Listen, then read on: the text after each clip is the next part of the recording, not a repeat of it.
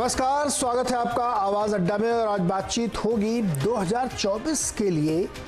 अपने अपने plans unveil हो रहे हैं, एक बिसात बिछ रही है। तमाम दल अपने अपने प्लान सामने रख रहे हैं और जनता के सामने एक ऑफर पेश कर रहे हैं। मैं बिजनेस की लैंग्वेज में बात कर रहा हूं, इसलिए आपको ऐसा लग रहा होगा, लेकिन अगर आपने 2-4 दिनों में ये सुना होगा कि जैसे ही प्रधानमंत्री जी ने लाल किले की प्राचीर से अगले 25 सालों का एक विजन डॉक्यूमेंट पेश किया, उसके बाद तुरंत केजरीवाल जी ने भी देश को नंबर 1 बनाने का एक प्लान सामने रख दिया।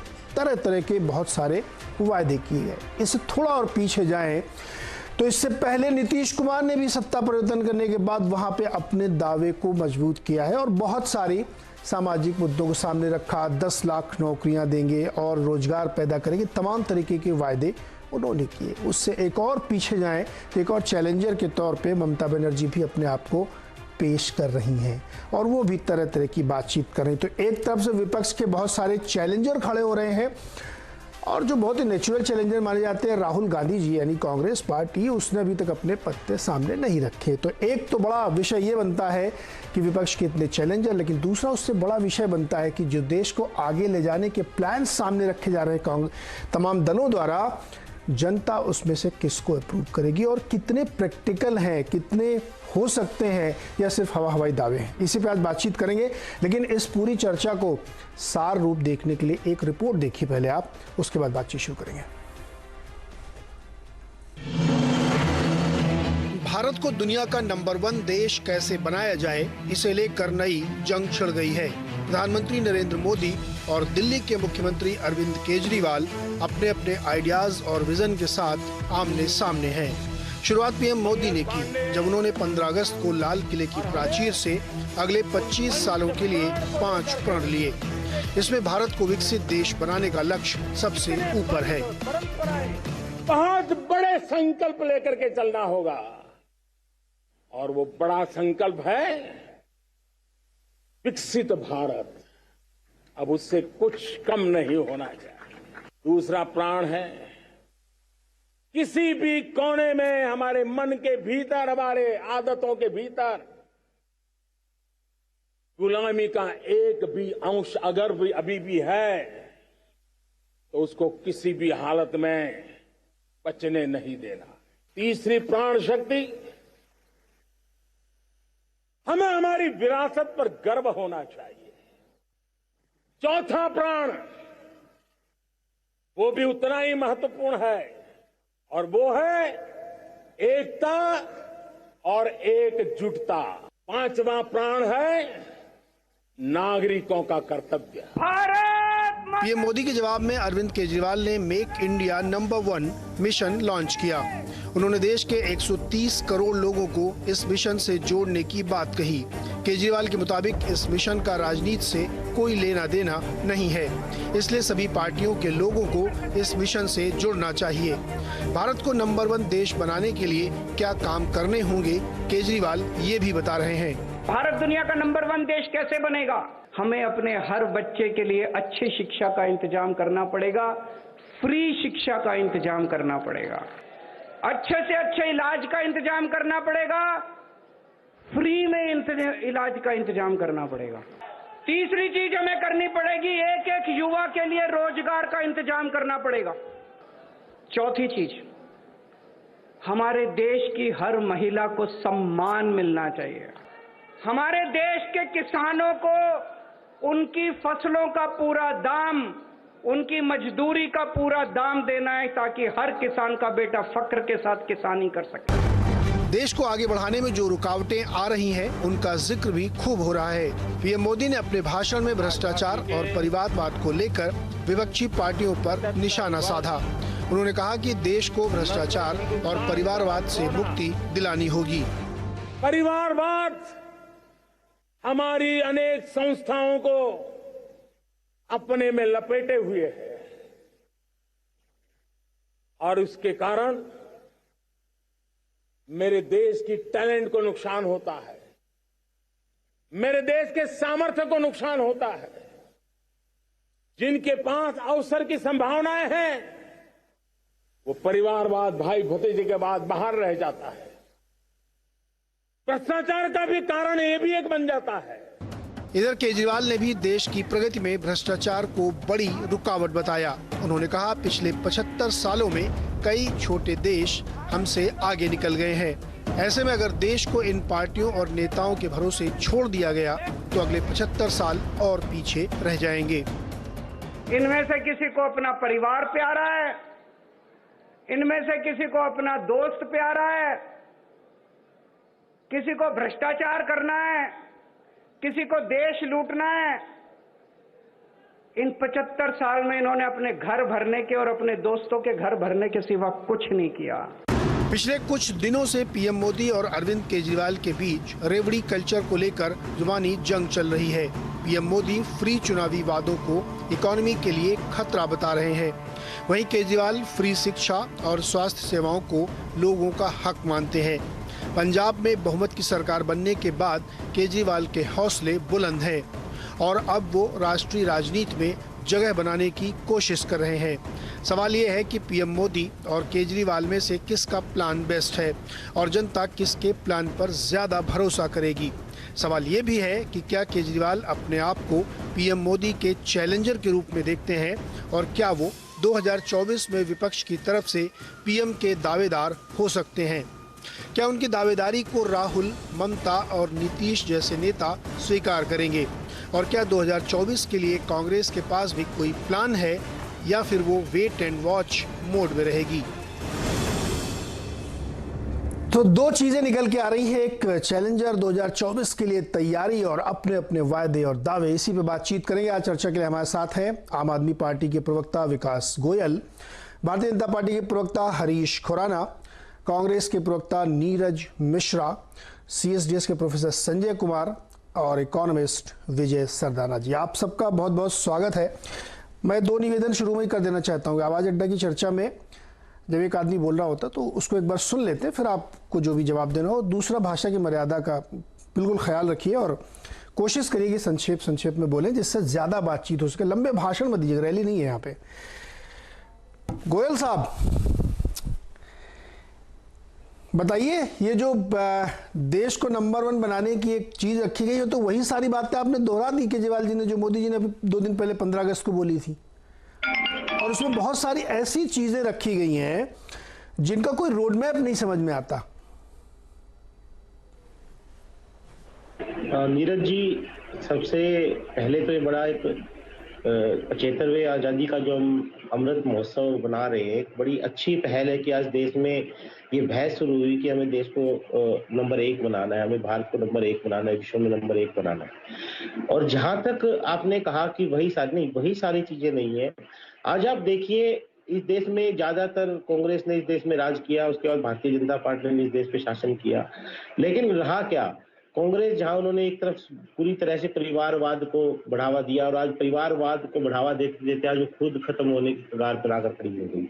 भारतीय जनता पार्टी जिसके शासन में कुछ अगर गिनती के चुनिंदा उद्योगपतियों को छोड़ दें तो एक दोस्तवाद का जो उन्होंने उदाहरण दिया भारतीय जनता पार्टी ने, उससे अलग आज जो अरविंद केजरीवाल जी ने, उन्होंने 15 अगस्त को 76 साल स्टेडियम में भी जनता को संबोधित किया, आज भी संबोधित किया और उन्होंने कहा कि भारत विकसित देश कैसे बनेगा, उसका उन्होंने एक पूरा विजन पेश किया कि हमें सबसे पहले हमें हर भारतीय को, चाहे जो भी बच्चा हमारे देश में पैदा होता है, चाहे वो गरीब का हो, अमीर का हो, किसी रिक्शा वाले का हो, किसी साइकिल के पंचर लगाने वाले का हो, किसी धोबी का हो या मजिस्ट्रेट का हो या मिनिस्टर का हो, सबको शिक्षा मिलनी चाहिए और अच्छी शिक्षा मिलनी चाहिए। ये हर बच्चे का अधिकार है कि उसको अच्छी शिक्षा मिले और वो शिक्षा बिल्कुल मुफ्त मिले।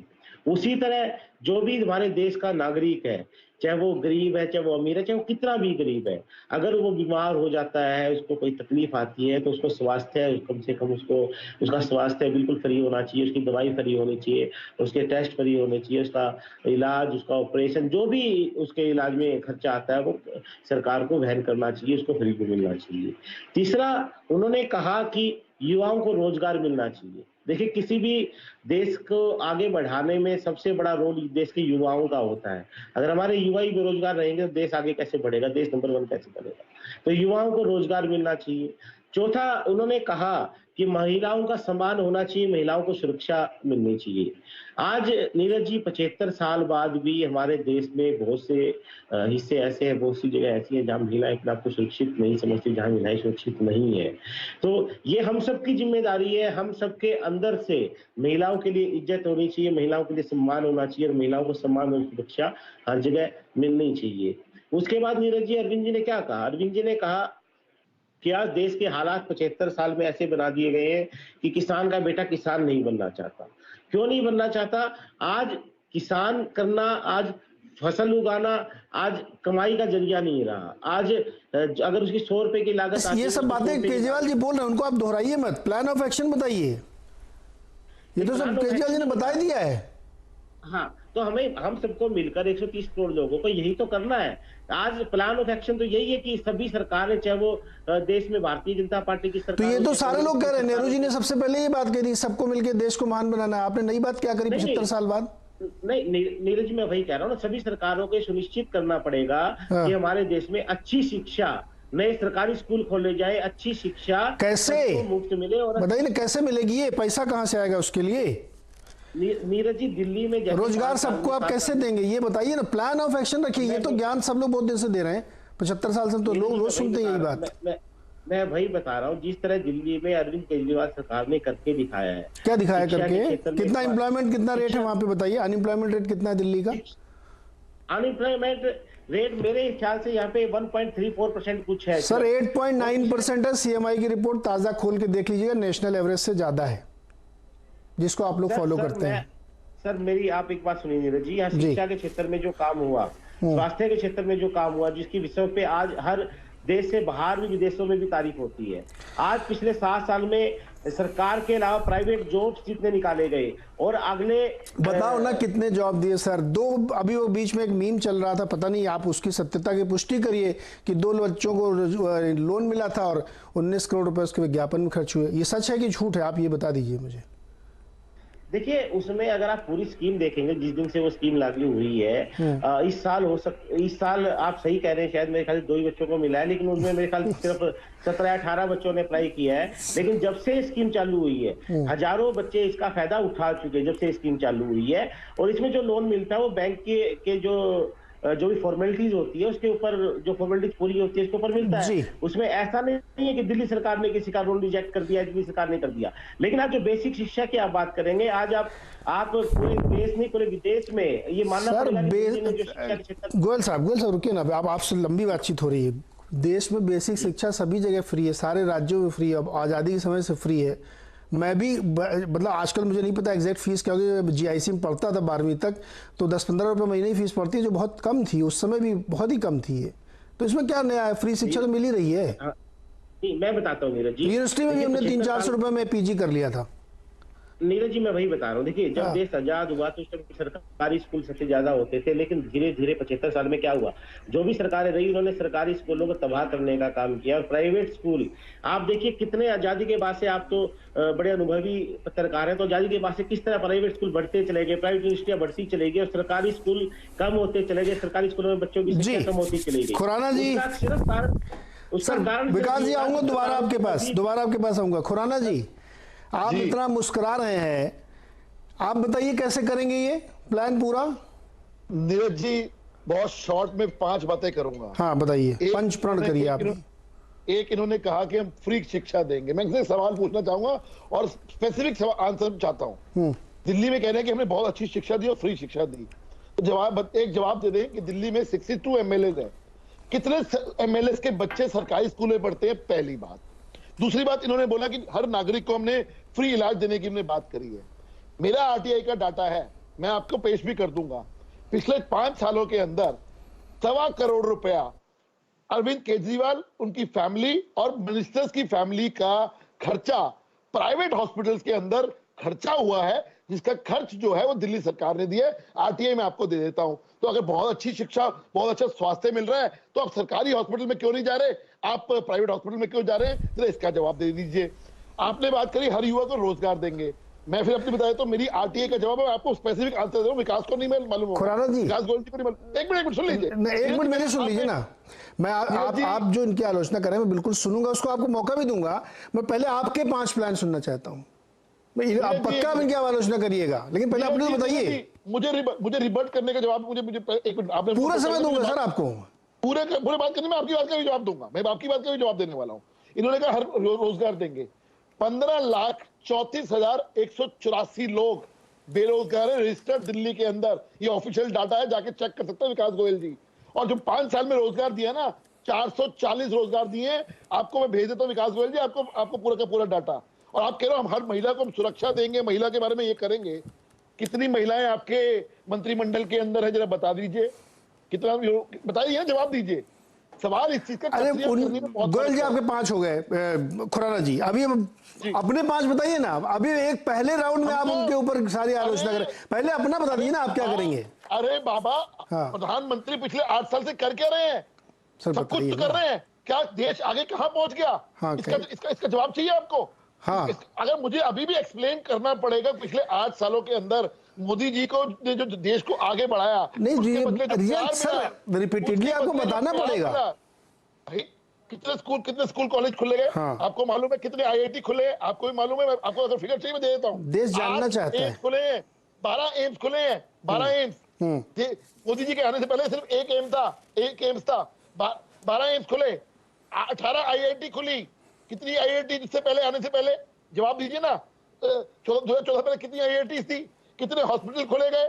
ये सब कुछ जो खोला मोदी जी के कार्यकाल। रोजगार कितने नहीं मिल रहे बताइए, मुझे बताइए। अरे मैं पूछ रहा हूँ, मैं इसी जवाब क्यों दूंगा सर? आप मुझसे, आपने डिबेट रखी कि आम आदमी पार्टी की और क्या क्या है, आपको फिगर से मैं दे देता हूँ, मुझे कोई टेंशन नहीं है। लेकिन सवाल इस चीज का है कि आज आम आदमी पार्टी या दूसरे अन्य दलों का प्लान क्या है? सवाल तो ये है। हम तो शासन के अंदर हैं, देश की सेवा कर रहे हैं। तो हाँ, आप सेवा कर रहे हैं, तो मैं आपसे ये जानना चाहूंगा ना कि सर रोजगार के मामले में आपने कितना काम किया? आपको डाटा, आपको डाटा है? नहीं है मेरे पास। कहाँ है सर? मेरे पास 6.9% आ गई है नीचे सर। 6.9% आइए, नहीं आइए, इस बात का जवाब दीजिए। 6.9% ये डेटा आप कहाँ से कोट कर रहे हैं? 6.9%? मुझे मैं आपसे पूछ रहा हूँ, मैं आपको बता रहा हूँ। अरे मुझसे क्यों पूछ रहे हैं सर? आपको बताना है, मेरे को जवाब देना तो मैं बताऊं फिर। नीरज जी 6.9% आज की डेट में नेशनल डाटा है। 6.9%। वो एजेंसी क्या है? देखिए देखिए सर एजेंसी क्या, ये मुझसे इसकी बहस में मैं जाना नहीं चाहता सर। अच्छा, एजेंसी है क्या नहीं है? जी सुन लीजिए, हंसने वाली बात नहीं है। नहीं, हंसने वाली बात इसलिए नहीं है सर। देखिए आप सीरियस नोट पे सुनिए खुराना साहब, सुनिए ना सर। खुराना साहब, जो आप एजेंसी नहीं बता रहे, मैंने अभी जो इनका बताया कि दिल्ली का 8.9% अनएम्प्लॉयमेंट रेट है, उसी एजेंसी का मैं बता रहा हूँ। नेशनल लेवल पे 7.7 है, 6.9 नहीं है। अर्बन 9.4 है, रूरल 6.8 है। अब ये एक ही एजेंसी को कोट कर रहा हूँ। 8.8, मैं 6.9 बोल रहा हूँ। अब आप हर किसी को कहीं ले जाएंगे। नहीं, बात को घुमाइए मत, बात इस चीज की अच्छा, मैं घुमा रहा हूँ। ठीक है, आपकी बात कंप्लीट हो गई। मैं चलूं कांग्रेस के पास, पूछूं उनसे? आपकी मर्जी है, लेकिन सवाल इस चीज का है। हमें देश से प्यार मिल रहा है, मोदी जी काम करे तभी प्यार मिल रहा है। मैं उस सवाल पे खुराना जी दोबारा आऊंगा। पहले तो एक बार आप लोगों का प्लान जानना चाहता हूँ। आप एक दूसरे की आलोचना करेंगे, प्लान रखेंगे, उस पर आऊंगा ना मैं। वो तो आप पहले ही दौर से उस पर चलो गए। भाई नीरज मिश्रा जी, ये लोग देश को विकास के रास्ते पे ले जाने के लिए बड़े बड़े प्लान रख रहे हैं, आप तो पिछड़े जा रहे हैं, तो आप तो कुछ बोल ही नहीं रहे। उधर देखिए नीतीश जी भी लग गए काम पे, ममता जी भी लग गई काम पे, चैलेंजर खड़े हो रहे हैं। आप धुरी बनना चाहते हैं विपक्ष की, आपका कोई प्लान बताइए। नीरज जी, प्लान बताने से पहले जो हमारे साथी पैनलिस्ट हैं जो बातें कर रहे थे, उस पे 1-2 कमेंट मैं देना चाहूंगा। जैसा कि हमारे आम आदमी पार्टी के साथी कह रहे थे कि इन्होंने शिक्षा बहुत अच्छा काम किया है। अभी मैं एक आरटीआई देख रहा था, ये 21 मार्च 2021 की आरटीआई है, जिसमें ये पूछा गया कि दिल्ली में इन लोगों ने कितने स्कूल बनाए और कितने स्कूल बंद किए।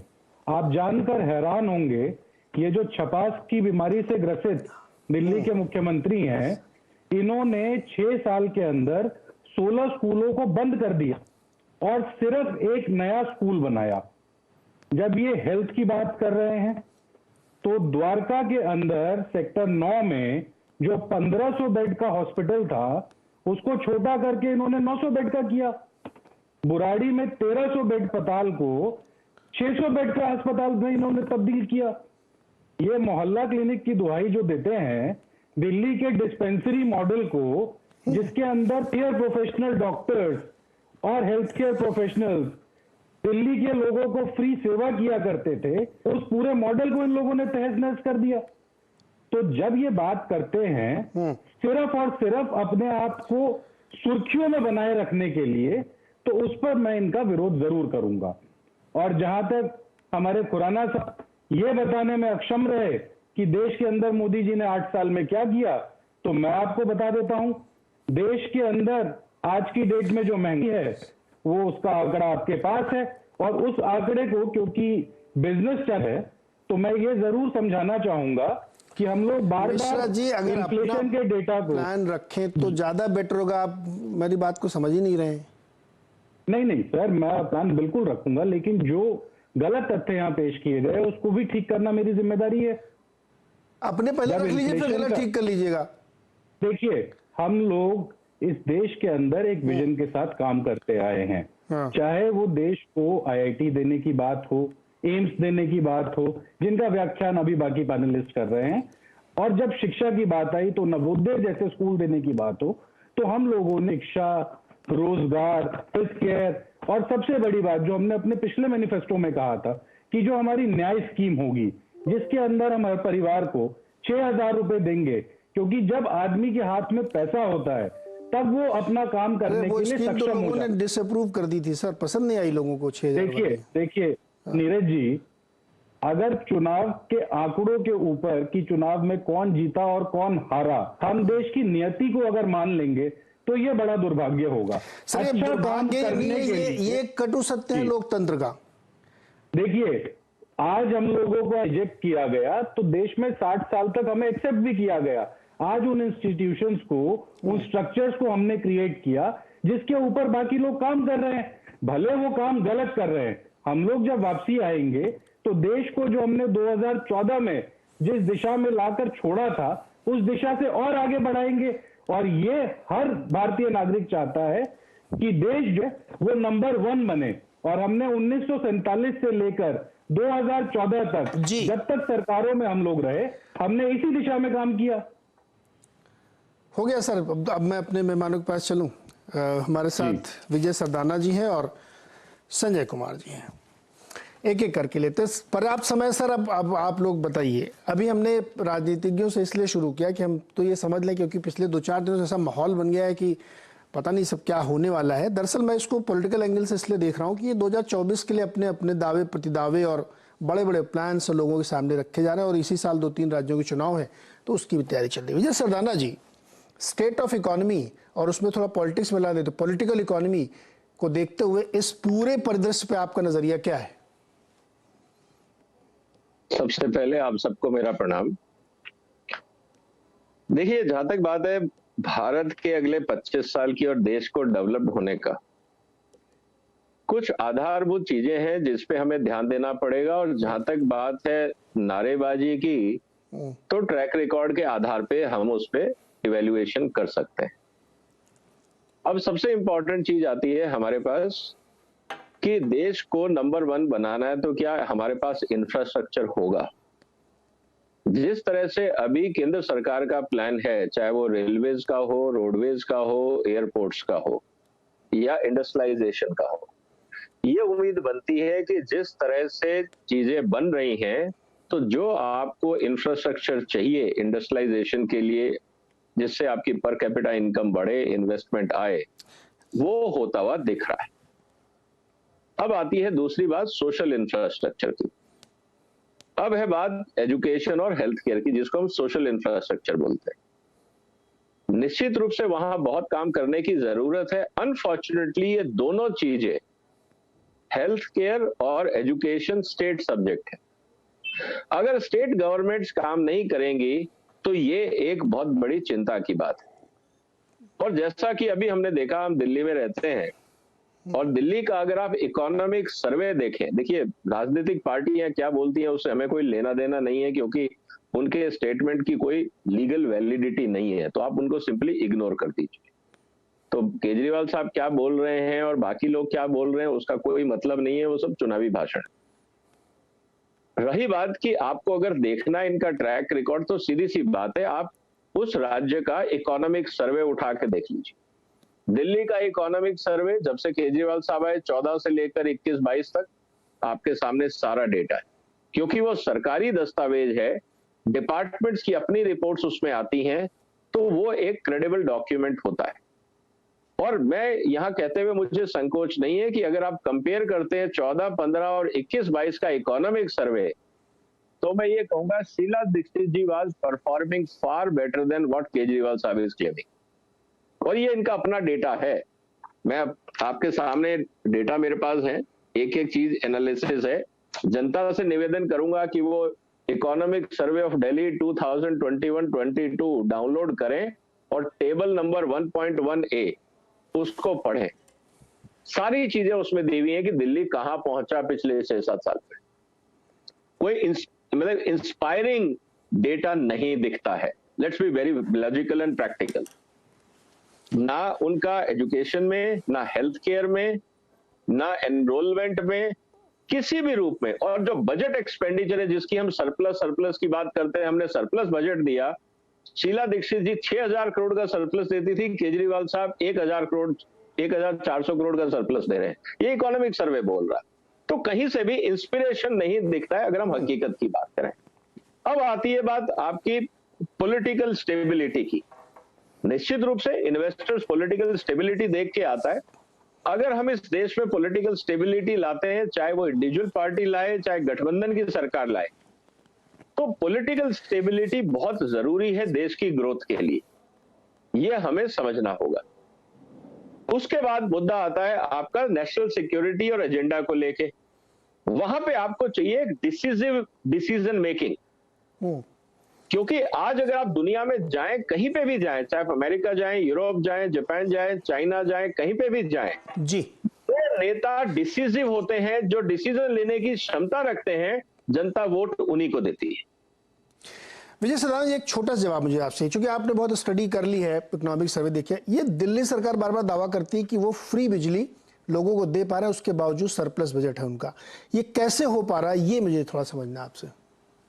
बहुत सिंपल है sir. Delhi power corporation bankrupt हो चुका है, 37,000 करोड़ का घाटा है। दिल्ली सरकार को पुलिस का कोई खर्चा नहीं उठाना, दिल्ली सरकार को इंफ्रास्ट्रक्चर का कोई खर्चा नहीं उठाना, क्योंकि यूनियन टेरिटरी है, केंद्र सरकार कंट्रीब्यूट करती है। पुलिस का सारा खर्चा जो करीब 6 से 8,000 करोड़ रुपए सालाना, वो केंद्र सरकार व्यय करती है। तो इसीलिए तो 1,000 करोड़ का सरप्लस है। जिस दिन केजरीवाल साहब को ये सब करना पड़ जाएगा, नहीं उस दिन तो घाटे में। मतलब तो आप ये कह रहे हैं कि सरकार बिजली फ्री में जो मिल रही है, जो कंपनियों को भुगतान किया जाना, वो नहीं हो रहा है।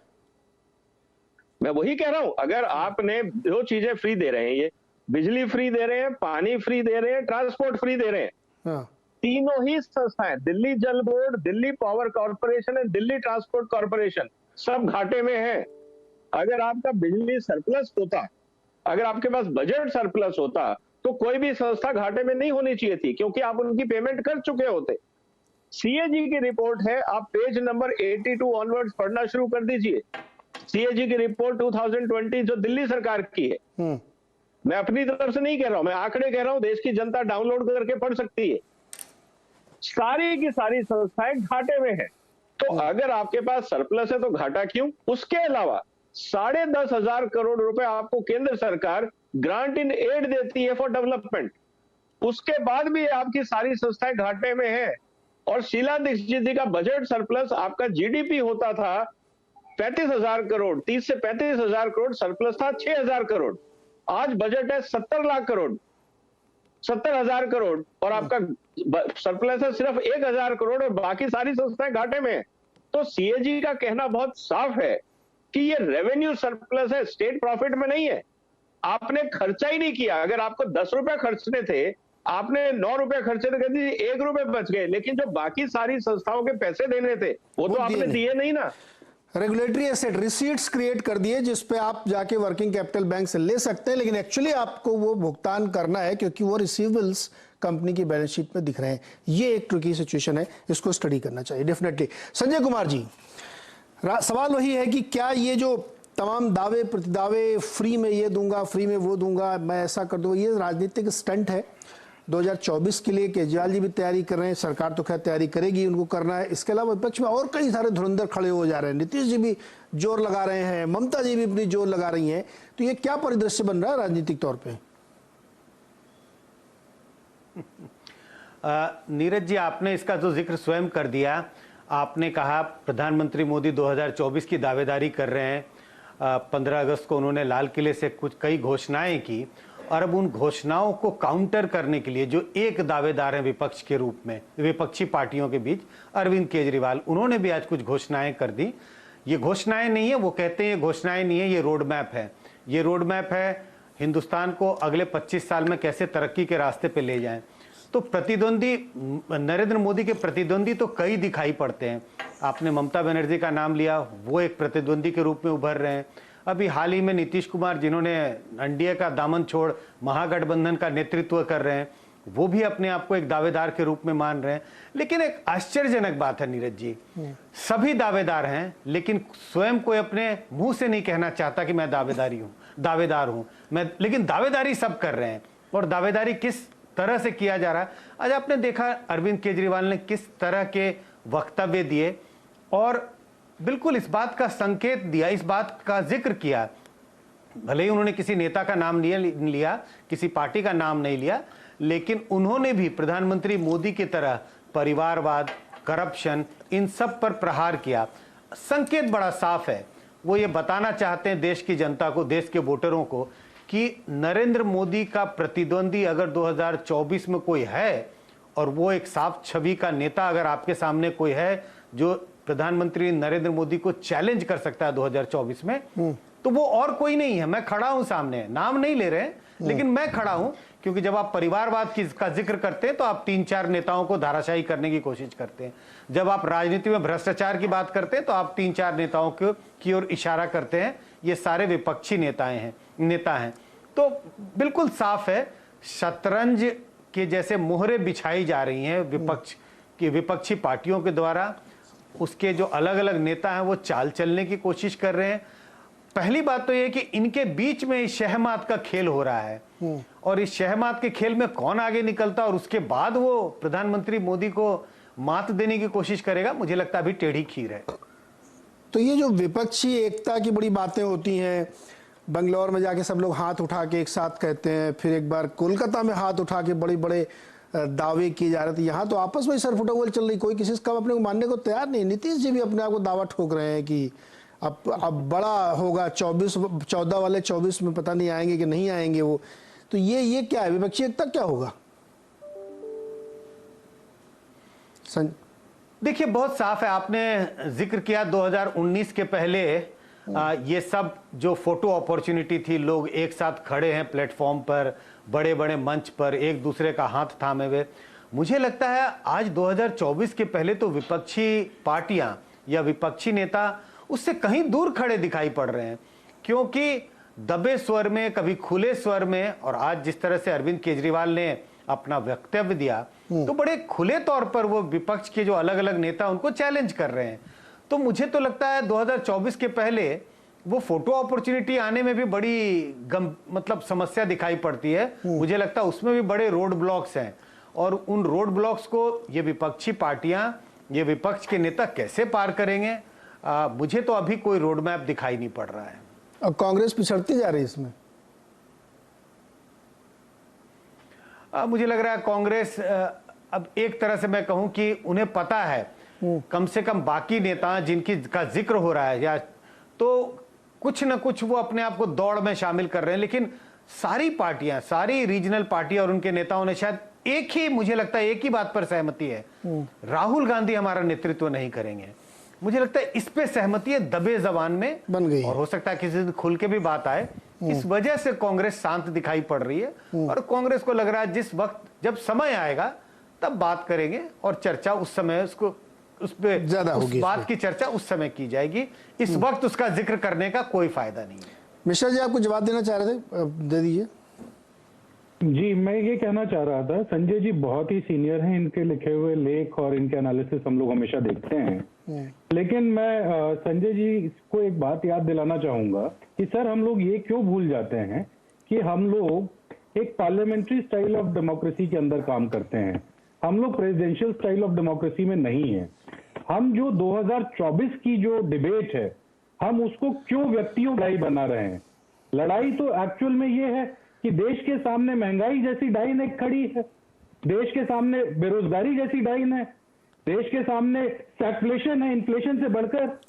तो ये जो देश के मुद्दे हैं, इन मुद्दों जब सामना माननीय प्रधानमंत्री करेंगे और अलग अलग जगह जब जाएंगे, तब उनको जब हार चखनी पड़ेगी, तो वो हार जब हम कांग्रेसी उनको देंगे, हमारा गठबंधन उनको देगा, तब बहुत ज्यादा मजा आएगा 2024 में। क्योंकि तो हमारी डेमोक्रेसी के अंदर सबसे बड़ी खूबसूरती तो यही है। मोदी जी देश के 576 चुनाव सीटों पर जाकर तो चुनाव नहीं लड़ेंगे, एक ही सीट पर चुनाव लड़ेंगे ना सर। जी मिश्रा जी, मुझे लगता है कि हम लोग बहुत ना प्रैक्टिकल होकर बातें करते हैं।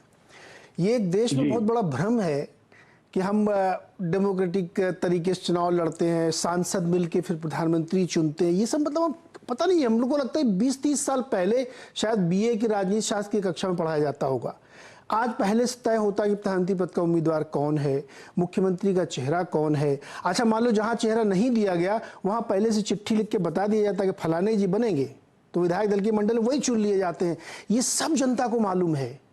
ये एक क्वासी प्रेसिडेंशियल फॉर्म का इलेक्शन 47 से लड़ा जा रहा है। जब नेहरू जी थे तो किसी को संदेह था क्या कि इनके अलावा कोई और प्रधानमंत्री बनेगा या इंदिरा जी के अलावा कोई और प्रधानमंत्री बनेगा, इसलिए मैं वोट कर रहा हूं? ये किसको आप लोग बताते रहते हैं? ये सब जनता जानती है कि मैं किसके लिए वोट करने जा रहा हूं, इस चुनाव के बाद कौन प्रधानमंत्री बनेगा, कौन मुख्यमंत्री बनेगा, सब पता रहता है सबको ना। तो प्रैक्टिकलिटी में ज्यादा ध्यान दें। नीरज जी, हाँ, हम लोग शॉर्ट टर्म मेमोरी लॉस से निकल जाएं। हमारे लोकतंत्र की बुनियाद और इसका इतिहास बहुत गौरवपूर्ण है। बिल्कुल 2004 क्यों भूल जाते हैं? 2004 में इस देश के जो सबसे सफल प्रधानमंत्रियों में से एक हैं डॉक्टर मनमोहन सिंह, जब वो बने प्रधानमंत्री तो क्या उनका चेहरा आगे था? हम लोग इन बातों को देखिए, हम लोग बड़ी जिम्मेदारी के साथ बात करें, क्योंकि देश आपके चैनल को देखता है। कोई भी उलूल जुलूल बात करके हम लोग साइड से ना निकल जाए। सिर्फ ये नहीं, बिल्कुल आपने बहुत अच्छा पॉइंट रखा, और चूंकि आपने मेरी बात पे रखा इसलिए मैं उसका जवाब भी दे देता हूं आपको। 2004 के चुनाव में जहां पे अटल बिहारी वाजपेयी का शाइनिंग इंडिया का नारा नहीं चल पाया था, अगर आप उसकी डेटा एनालिसिस कर लेंगे तो वो क्यों हारे थे इसका आपको पता चल जाएगा कि उनके 2-3 सहयोगी छटक गए थे उनसे, वो उनके साथ नहीं थे। नंबर 1, ये पढ़ लीजिएगा, तथ्यों में मैं अपने मन से नहीं बता रहा हूं। जी बिल्कुल। और बिल्कुल। उनको लोगों ने वोट नहीं किया था, उनके साथी गए थे, इसलिए हुए थे। और 2004 में ही अपने आप देख लीजिएगा कि आप कैसे जीते थे। तो इसलिए मैं दोबारा कह रहा हूं कि आपको जिताने के लिए वो चुनाव नहीं हुआ था, वो चूंकि उनके साथी नहीं थे इसलिए वो हार गए थे। ये तथ्य हैं, मेरी इसमें कोई एनालिसिस नहीं है कि मैं अपने मन से बता रहा हूं। इसलिए 2004 के बारे में जो बहुत बड़ा एक भ्रम चलता है ना कि शाइनिंग इंडिया फेल हो गया था, दरअसल वो फेल नहीं हुआ था। वो क्यों फेल हुआ था उसके कारण आप समझ लीजिए। तो और सुनिए सर, 2009 के चुनाव में जो सबसे बड़ी उपलब्धि थी उसको आप लोगों ने कभी बताया नहीं था, प्रचार ही नहीं किया, क्योंकि उसका क्रेडिट किसी और को चला जाता। और 2009 का चुनाव आप जीत गए तो वो चर्चा छोड़ दिए। सर हम लोग राजनीति देखते रहते, पढ़ते रहते हैं, समय सर कम है, बाकी मेहमानों के पास चलते हैं। तो जी एक कमेंट, सिर्फ एक कमेंट छोटा सा करिएगा सर, छोटा सा। हाँ जी बिल्कुल छोटा सा। देखिए 2022 में भी यही स्थिति है। जो एनडीए के जितने घटक दल हैं वो सारे मेजर घटक दल इनसे छिटक चुके हैं। तो जब चुनाव की बारी आएगी, जब परिणामों की बारी आएगी, तब ये किसका दरवाजा खटखटाएंगे, ये इनको आज से सोच लेना चाहिए। जी मैं आ रहा हूं, खुराना जी आपके पास ही आ रहा था। नीरज जी ने जो कहा, खुराना जी आपको जवाब देना है। अभी आपने कहा कि इनके दल छिटक चुके, बिल्कुल सही बात है, सहयोगी दल इनके पास बच्चे नहीं है। लेकिन अभी ताजा एक सर्वे किया है mood off the nation India today ने, उसमें महंगाई बहुत बड़ा इशू लोगों ने माना है, बेरोजगारी को भी माना है, लेकिन फिर भी प्रधानमंत्री मोदी जी को ही चाहते हैं। खुराना जी आप ही जवाब दे दीजिए। वाजपेयी जी सिर्फ एक लाइन का जवाब, अभी हमारे मित्र कांग्रेस के मित्र कह रहे थे कि 576 सीटों पे, अगर इनको दिल्ली, इनको यही नहीं पता कि हिंदुस्तान में ठीक है सर, वो स्लिप ऑफ टंग होता है सर। अरे वो स्लिप ऑफ टंग है सर। मैं सिर्फ इतनी बात कर रहा हूँ जी। जिनको नॉलेज ही नहीं है तो क्या बोलेंगे। दूसरी बात, साथी छिटक गए या नहीं छिटक गए मैं उसमें नहीं जाना चाहता। अगर साथी अगर आप जनता दल की बात कर रहे हैं तो शिवसेना शिवसेना का जो असली दल है वो भी तो साथ आया, वो भी तो आया, उसको क्यों आप वो कर रहे हैं? और अभी देखिएगा तमिलनाडु के अंदर भी बहुत बड़ा कुछ होने वाला है। क्या होने वाला है सर, क्या होने वाला है ये तो बताइए, आप तो खबर दे रहे हैं। सर आप खबर वो बताएंगे आपको, जो झारखंड में करना चाह रहे हैं, नए लोग बहुत सारे जुड़ेंगे, चिंता मत करिए। सवाल इस चीज का नहीं है, सवाल इस चीज का है कि इन सबसे ऊपर इस वक्त क्या है। इस वक्त मोदी जी की लोकप्रियता है और भारतीय जनता पार्टी के प्रति प्यार है, और यही कारण है चुनाव चाहे आप 5 चुनाव देख लीजिए, एक पंजाब को छोड़ के बाकी सब स्टेट्स के अंदर हम दोबारा जीते हैं। हम कोई पहली बार ऑपोजिशन ना होने की वजह से नहीं जीते, हमने सरकार किए इसलिए जीते। चाहे यूपी हो, चाहे वो गोवा हो, चाहे वो दूसरे प्रदेश हो, और अभी इनको पता लग जाएगा, हिमाचल पता लग जाएगा, गुजरात में पता लग जाएगा। अभी कुछ 2 महीने 3 महीने की बात और तो है, कितनी सीटें आएंगी इनको पता लग जाएगा ना, कितना किस चीज का लोकप्रियता का है वो सब सामने आ जाएगा। सवाल इस चीज का है, अभी मैं जो सदानंद जी की जो बात में आगे बढ़ाता हूँ, सिर्फ एक इकोनॉमिक जो आप बात कर रहे हो, छोटे दिल्ली के ऊपर आज लोन बहुत छोटा सा, दिल्ली के ऊपर जो आज लोन है ना, सदानंद जी इस बात को तस्दीक करेंगे, 34,000 करोड़ का लोन है दिल्ली सरकार का, केंद्र सरकार ने लेना है पैसा। 60,000 करोड़ का लोन है दिल्ली जल बोर्ड के ऊपर, 38,000 करोड़ का लोन है डीटीसी के ऊपर। ये है एक्चुअल फैक्ट। जी सर, जो बात अभी एक विजय सदाना जी गई, दोनों को स्क्रीन पर रखिएगा। उन्होंने कहा कि इतना सारा तमाम विभागों के ऊपर, जल बोर्ड के ऊपर, डीटीसी के ऊपर, बिजली कंपनियों के ऊपर बकाया है, इसकी वजह से आप फ्री दे रहे हो, उधर रेगुलेटरी एसेट रिसीवेबल्स क्रिएट कर रहे हैं। सच क्या है बताइए, कैसे आप ये मैनेज कर रहे हैं, मतलब फ्री बिजली कैसे दे पा रहे हैं आप?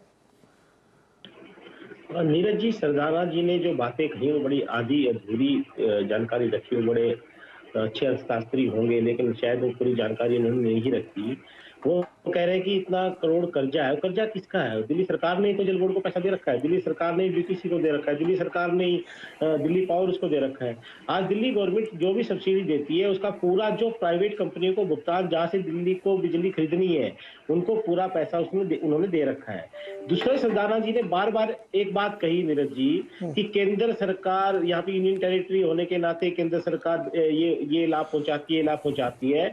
तो मैं सरदाना जी से कहूंगा कि वो इतने वरिष्ठ होने के नाते उनको ये जानकारी भी आपके माध्यम से देश की जनता को देनी चाहिए थी कि केंद्र सरकार दिल्ली के लोगों से 1.5 लाख करोड़ रुपए सेंट्रल टैक्स का इकट्ठा करती है।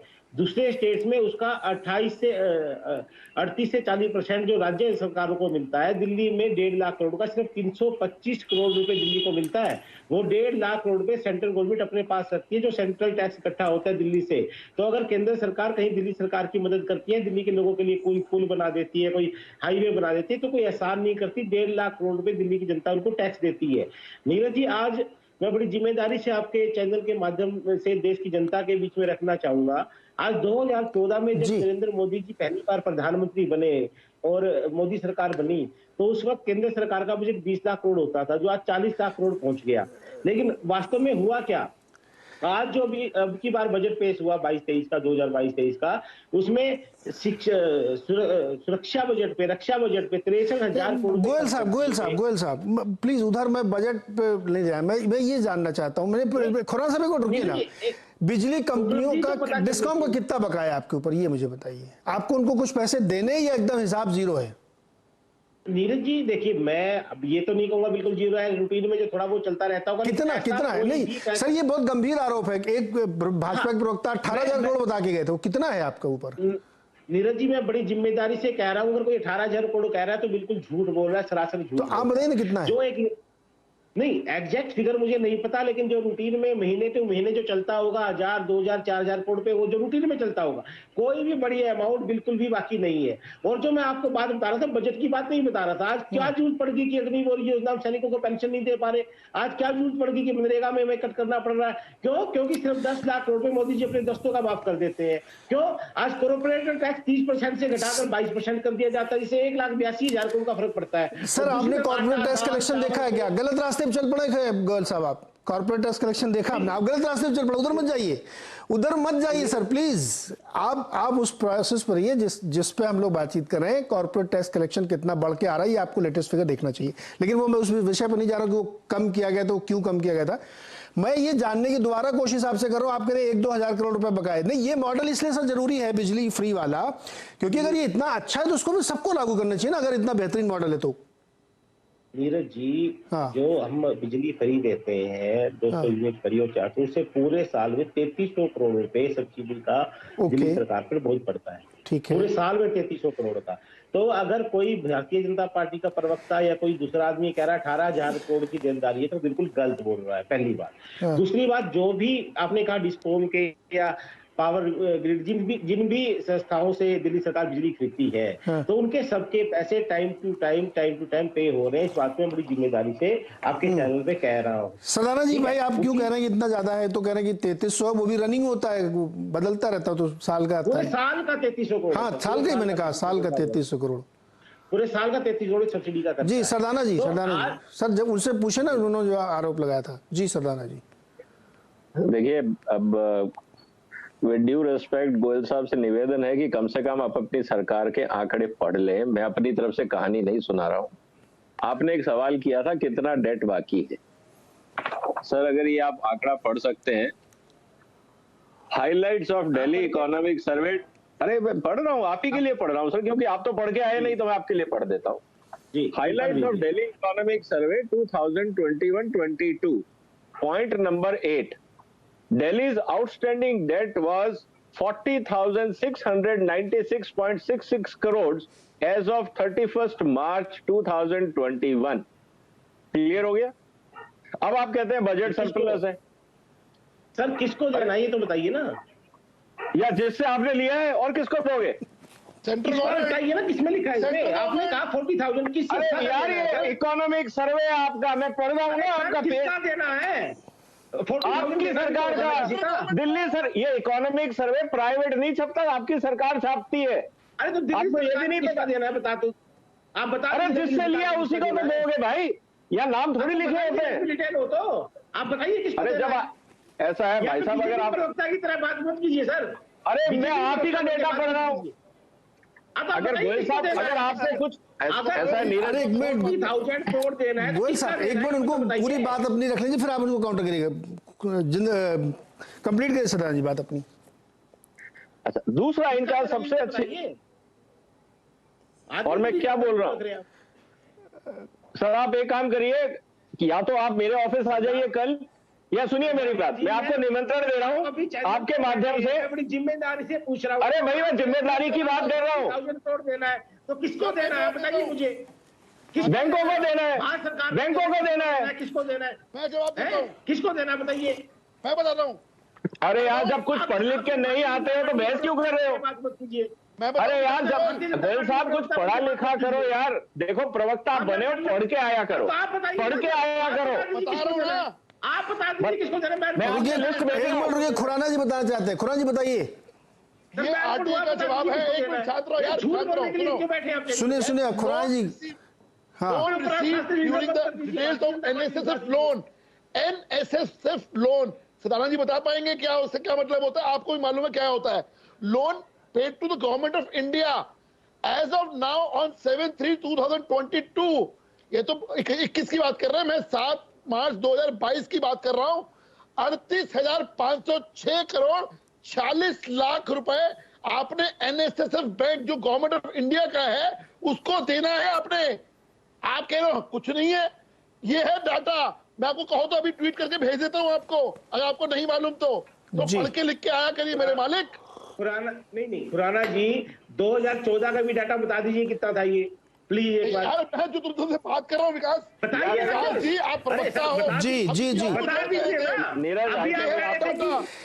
जी रुकिए रुकिए रुकिए, क्लियर हो गया भाई, क्लियर हो गया। अभी इसमें आप लोग आपस में निपटते रहेंगे। मैं तो दोबारा इसलिए पूछा था कि ये क्लैरिटी रहे।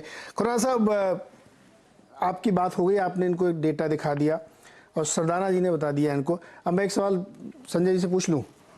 संजय जी, आप देख रहे हैं, मैं दोबारा ये एक सवाल इसलिए कर रहा हूँ क्योंकि ये फ्री कल्चर इस देश में बहुत ज़्यादा हो रहा है। मैं किसी राज्य सरकार, किसी केंद्र सरकार की तरफ इशारा करके उसको टारगेट नहीं कर रहा हूँ, इसलिए क्योंकि फिर लोग कहते हैं कि आप इसको करें। लेकिन स्टेट ऑफ इकोनॉमी को आप देखिए सर, बहुत बुरी स्थिति में है। अब नाम लूंगा तो फिर कहेंगे कि मेरे राज्य का नाम ले रहे। तमाम राज्यों की डेट टू जीडीपी उस सीमा को पार कर गए हैं जो नहीं होना चाहिए। लेकिन उसके बावजूद वायदे पे वायदे चल रहे हैं। तो इसलिए मैंने कहा ना कि 2024 के लिए चुनावी स्टंट चल रहा है इस समय। तो आपको सर बेस्ट ऑफर कौन सा लग रहा है, या आप अभी इंतजार कर रहे हैं कि एक और ऑफर कहीं से आए तो विचार करेंगे आप? मैं ऑफर की तो बात नहीं करूंगा। हम सब ऑफर का इंतजार करते हैं। कई बार आपको लगता है ये ऑफर अच्छा है, दूसरा ऑफर खराब है, लेकिन ये ऑफर दिए क्यों जा रहे हैं? अगर हम कस्टमर के पॉइंट ऑफ व्यू से देखें, ये ऑफर इसी के लिए दिए जा रहे हैं। पिछले कई चुनाव में, राज्यों के चुनाव में, लोकसभा के चुनाव में हम ये सवाल पूछते रहते हैं कि भाई आपको किसी सरकारी स्कीम का से फायदा मिला या नहीं मिला। और हमने देखा बड़ा सीधा सीधा संबंध दिखाई पड़ता है। जिन परिवारों को सरकार की स्कीम से फायदा मिल रहा है, आप उसको रेवड़ी कह लें, स्कीम कह लें, वेलफेयर मॉडल कह लें, जिन परिवारों को इसके से फायदा मिलता है, उनके वोट का झुकाव राज्य की सरकार की तरफ होता है, जिस पार्टी की राज्य की में सरकार होती है। बड़ा सीधा सीधा संबंध दिखाई पड़ रहा है। पिछले हमने 4, 5, 10 असेंबली इलेक्शंस को देखा। मुझे लगता है जितना हम एनालिसिस करते हैं, ये सरकारें और ये जो पॉलिटिकल पार्टीज हैं वो भी इसी तरह का विश्लेषण कर रही हैं, और उन्हें साफ दिखाई पड़ता है अगर आपने वेलफेयर स्कीम्स लाया है उसका आपको फायदा, इलेक्टोरल फायदा दिखाई पड़ रहा है। इकोनॉमी जाए भाड़ में, इकोनॉमी की चिंता कौन करता है वो देखी जाएगी। लेकिन अभी तो हमें चुनाव जीतना है, और चुनाव जीतने में इसका सहारा लिया जा रहा है, और ऐसा दिख रहा है कि चुनाव जिताने में ये वेलफेयर स्कीम जो है वो सरकार को मदद कर रही है। इस वजह से तमाम तरह के ऑफर्स सारी पार्टियां दे रही हैं। सारी पार्टियां दे रही हैं, और इसमें कोई दल पीछे नहीं। मैं किसी एक दल का नाम ही नहीं ले रहा हूं इसलिए क्योंकि ये एक जो प्रवृत्ति या कल्चर बनता जा रहा है ये बहुत दिक्कत वाला होगा। हम लोग बिजनेस चैनल में बैठे हैं सर, बहुत सीरियस नोट पे कर रहे हैं, ये बहुत सीरियसली प्रॉब्लम क्रिएट कर देगा। आप विजय सरदाना जी की आलोचना करें या संजय जी की करें, किसी की भी कर लें, लेकिन पॉलिटिकल पार्टीज को ये सोचना पड़ेगा कि ये स्थिति ऐसे चल नहीं सकती है कि आप वायदे किए जा रहे हैं और उसका प्रोविजन नहीं बता रहे पैसे कहाँ से आएंगे, कैसे लेंगे, लोन ले लेके आप फ्री में चीज़ें कैसे दे सकते हैं। कहीं ना कहीं तो आपको उसका भुगतान करना पड़ेगा। सरदाना जी, इकोनॉमिस्ट के तौर पे छोटा सा कमेंट, 30 सेकंड का सर। देखिए, जब तक इस देश में जनता इररिस्पॉन्सिबल पॉलिटिशियंस को अकाउंटेबल नहीं बनाएगी, कैसे बनाए? जब तक प्रॉब्लम क्या है कि पॉलिटिकल पार्टीज को ये लगता है कि ये उनका बजट है, उनको ये समझ में नहीं आता ये टैक्स पेयर्स का पैसा है, ये उनका पैसा नहीं है। और जब तक जनता इस पे आवाज नहीं उठाएगी कि हमें आपकी ये रेवड़ियां नहीं चाहिए, आप हमें बेसिक सुविधाएं दें। और सुप्रीम कोर्ट में भी यही बात चल रही है कि बेसिक बेंचमार्किंग तो हो कि 1000 लोगों के बीच में कितने हॉस्पिटल बेड होने चाहिए, कितने स्कूल होने चाहिए, कितने टीचर होने चाहिए। आप वो तो करेंगे नहीं, आप कहेंगे जी फ्री बिजली ले लो। अब जो आदमी दारू खरीद रहा है, जिसको आप फ्री में दारू बांट रहे हो, क्या वो बिजली का बिल नहीं दे सकता? जो आदमी सिगरेट खरीद रहा है, शराब खरीद रहा है, क्या वो ट्रांसपोर्ट का टिकट नहीं खरीद सकता, बस का टिकट नहीं खरीद सकता? सोचने की बात यह है कि आप किसको दे रहे हैं और क्यों दे रहे हैं। सवाल इसलिए नियत पे खड़ा होता है। तो मुझे लगता है जनता को भी अकाउंटेबल बनाना चाहिए, पॉलिटिकल पार्टीज को सवाल करना चाहिए। बिल्कुल, जनता को अकाउंटेबल बनाना चाहिए। और मुझे ऐसा लगता है सरकार एक एग्जीक्यूटिव एजेंसी नहीं है, सरकार एक गार्डियन भी होती है। और गार्डियन का हिंदी में अर्थ होता है कि वो अभिभावक है, और उनकी ये जिम्मेदारी होती है कि अपने लोगों को वो ये समझाएं, सिखाएं और बताएं कि हर चीज़ आपको इस तरह से प्रोवाइड नहीं की जा सकती। लेकिन बेसिक एम्यूनिटीज़ अगर आप क्वालिटी की देंगे तो हमारी न सिर्फ प्रोडक्टिविटी बढ़ेगी, लोगों को ज़्यादा उससे फ़ायदा भी होगा। रादर कि खाली चुनाव जीतने के लिए अक्रॉस पार्टी में आप देखिए ये प्रवृत्ति बहुत तेज़ी से बढ़ती जा रही है, जो देश के लिए ठीक नहीं है। बहुत बहुत शुक्रिया हमारे साथ जुड़ने के लिए। देखते रहिए CNBC आवाज़।